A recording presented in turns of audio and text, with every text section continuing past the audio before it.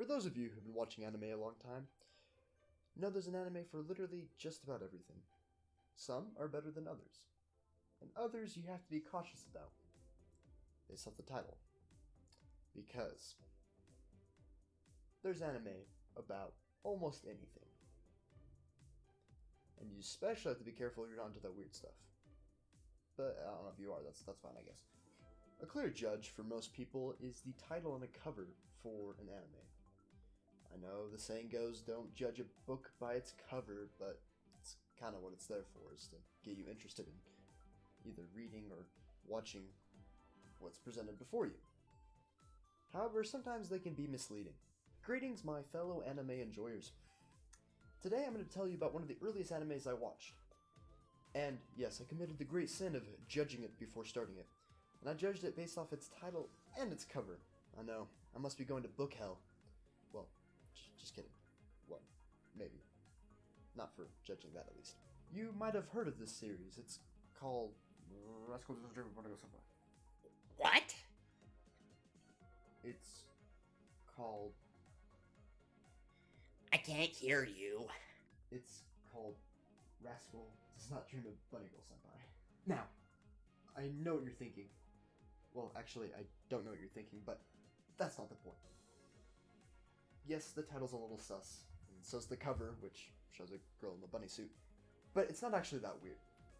The story, without giving too much away, actually focuses on a high school student who helps others roughly around his age dealing with a phenomenon called the adolescence syndrome.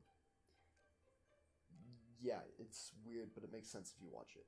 This phenomenon that is occurring, the adolescence syndrome, does sound a little weird, but it's actually more of a larger physical interpretation of a lot of issues that high schoolers deal with in high school.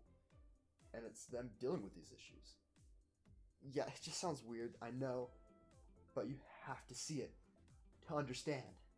Just to put it simply, this title is just misleading. Yeah, that's what it is. But this show is an absolute banger. I'm telling you, it is still in my top 5 anime today.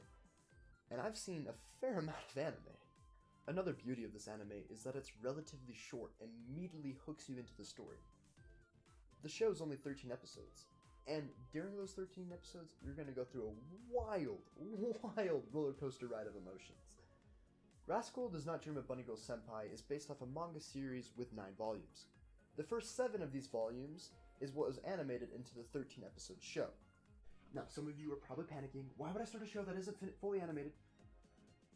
Don't fret, my friends. It has all been animated. The last 2 volumes were animated into one of the greatest anime movies of all time. Granted, I've only seen very few anime movies, so I can't really make that judgment. But it has such a phenomenal and satisfying conclusion to this story. I will admit I shed some tears. A fair amount of tears. Yes, the title of this show is a little sus. But it doesn't mean it's a phenomenal...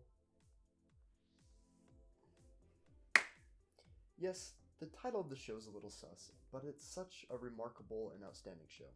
11.5 out of 10 for me, for sure.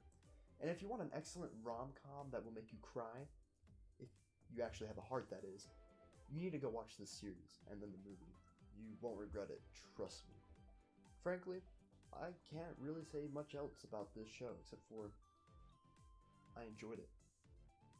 It did things to me. It was good. It was really good. Yeah. Well, this has been AMIKE. Until next time, have a wonderful, wonderful next 2.5 hours. Or longer, if you want.